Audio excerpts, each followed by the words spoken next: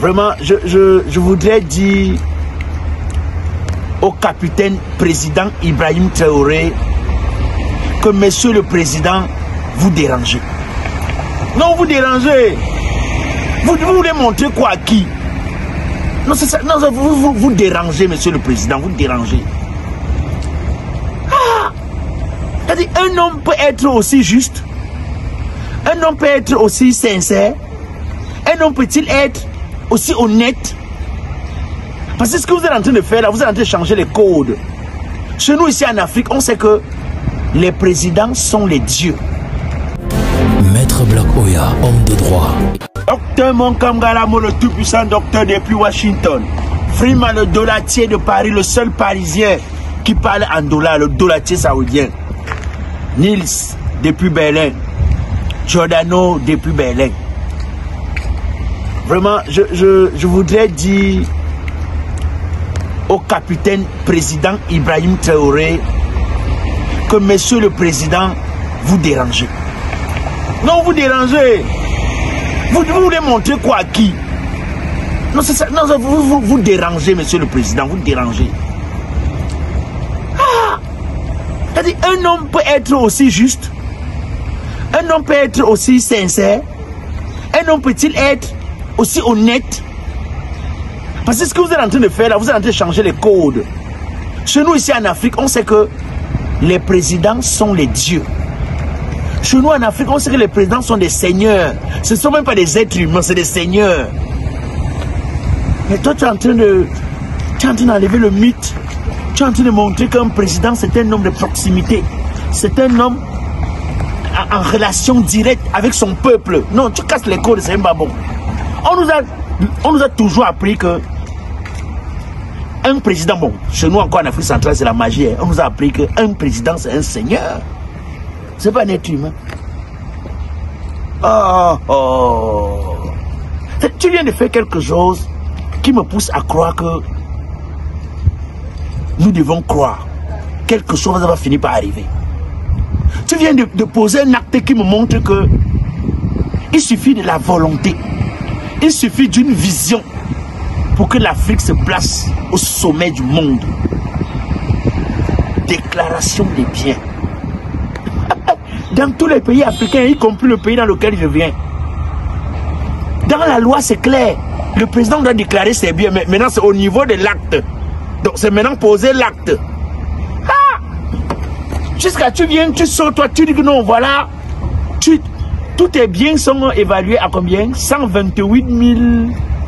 C'est 128 000 combien de dollars là? Donc, moins de 60 millions. Même pas le prix de la voiture d'un député chez nous. Ibrahim Traoré. C'est-à-dire que tu dis aux gens que voilà mon patrimoine, c'est évalué à ce niveau, c'est à ce coût-ci. Parce que tu n'as rien à cacher. Parce que tu ne viens pas te remplir les poches. Parce qu'en fait, ton objectif, ce n'est pas de te servir, mais c'est de servir le peuple. C'est ça, hein? C'est-à-dire que quand le courrier dit que voilà ce que j'ai. Moi, voici chez vous, non, voilà ce que j'ai. Quand il va repartir, il va encore vous dire que voici ce que j'ai pu travailler, voici ce que je pars. C'est visible, c'est ce qu'on appelle la visibilité, la clairvoyance. C'est de l'honnêteté, la sincérité. Tu n'as rien à cacher. Tu n'as pas l'intention de voler. Parce que celui qui n'a pas le courage de déclarer ses biens, celui qui n'a pas le courage de dire que voici ce que j'ai quand je prends la fonction, voici ce que...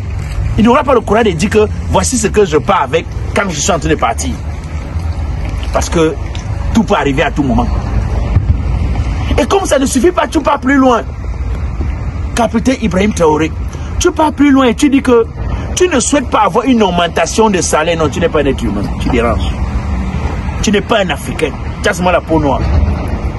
Non, tu n'es pas... En plus, tu es de l'Afrique francophone où c'est-à-dire que les chefs d'État ont un appétit incroyable.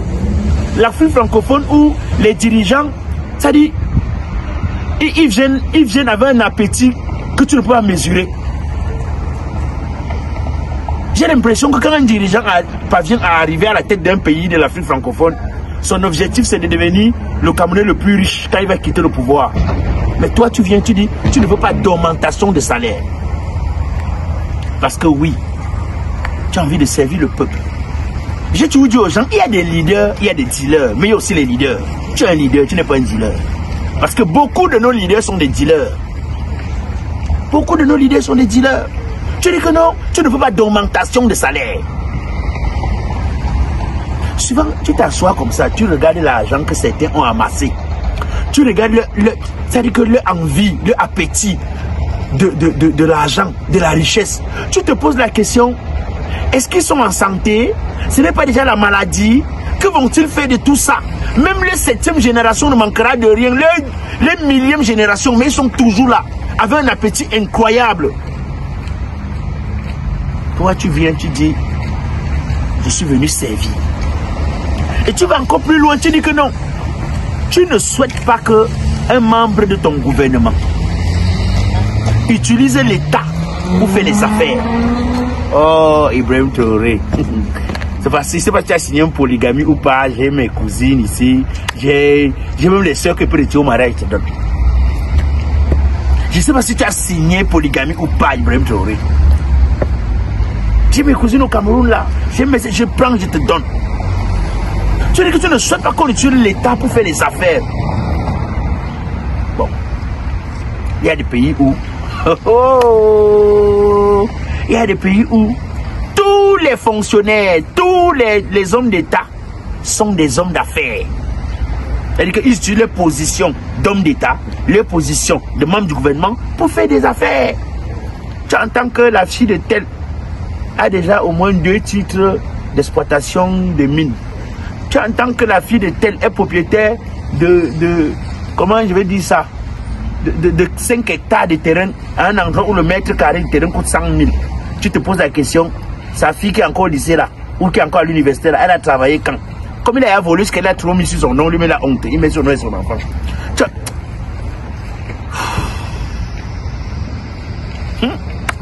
Ibrahim Traoré. Tu dis aux gens, tu dis à tes ministres que chacun doit déclarer ses biens parce que celui qui ne déclare pas va avoir la police à ses trousses, va avoir la justice à ses trousses. Quel courage, quelle volonté, quelle envie, quelle détermination de faire différemment les choses. Quelle volonté de vouloir changer les codes, de vouloir montrer que lorsqu'on est noir, l'esprit, le cerveau n'est pas noir nécessairement. Lorsqu'on est noir, le cœur n'est pas nécessairement noir. Lorsqu'on est noir, on peut avoir des idées claires. Parce que la plupart des dirigeants de l'Afrique noire ont le cerveau flou, ont le cœur noir, ont une, comment je vais dire ça, n'ont pas aucune visibilité claire, n'ont aucune vision claire. Là, tu nous montres que c'est possible. Et c'est pourquoi moi je vais vous dire une chose, hein. Je dis à ceux qui sont au Burkina Faso, même si tout venait à s'arrêter aujourd'hui, sachez que vous avez un grand homme. Sachez que vous avez un monsieur qui nous montre que c'est possible. Je dis souvent que j'ai du respect pour les pays de l'ARS, l'Alliance des États du Sahel. Mais j'ai encore plus de respect pour ce monsieur qu'on appelle Ibrahim Traoré, le capitaine, monsieur le président. C'est pourquoi je dis que tu déranges. Président, tu déranges. Donc tu apprends aux Africains que on peut servir le peuple sans nécessairement se servir. C'est qu'il y a une valeur que nous n'avons pas chez nous. En fait, tu es en train de montrer aux autres chefs d'État africains, surtout de l'Afrique francophone, qu'on peut apprendre à avoir honte lorsqu'on sert un peuple. Oui, avoir honte de voler le peuple. Parce qu'il y a des pays ici en Afrique où l'unité de mesure, de détournement, c'est le milliard. C'est-à-dire, quand tu viens, tu voles, on te traduit en justice, on apprend que tu as volé moins du milliard. Tes autres collègues t'apprennent pourquoi tu salis le vol, hein? C'est quelle façon tu sais pas que le vol doit être respectable. Il faut faire le genre de vol que quand non. Au moins on va apprendre où tu as volé, c'est que tu as quand même, tu étais un voleur professionnel, tu avais la volonté de voler. Pas le genre de vol comme si tu voulais seulement salir notre fonction. Toi, je ne sais pas ce que je peux t'offrir.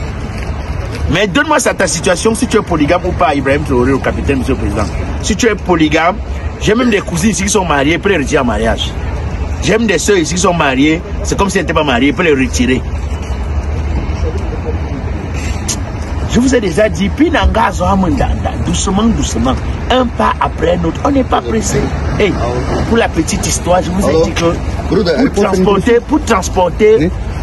pour transporter les colis de l'Europe pour l'Afrique ou de l'Afrique pour l'Europe, vous avez Eral Bagespro. Eral Bagespro, c'est l'entreprise qui vous donne ses services, qui met à votre disposition des professionnels. Ils font dans l'import-export, ils font dans le groupage, pour vos problèmes de dédouanement, pour vos problèmes de transport de vos marchandises, vos problèmes de comment je vais dire ça, d'envoi de colis et tout ça. Vous avez Eral Bagespro. Vous êtes n'importe où en Europe, appelez, écrivez, laissez un message au WhatsApp. Vous êtes n'importe où en Afrique, écrivez, laissez un message au WhatsApp et vous serez servi.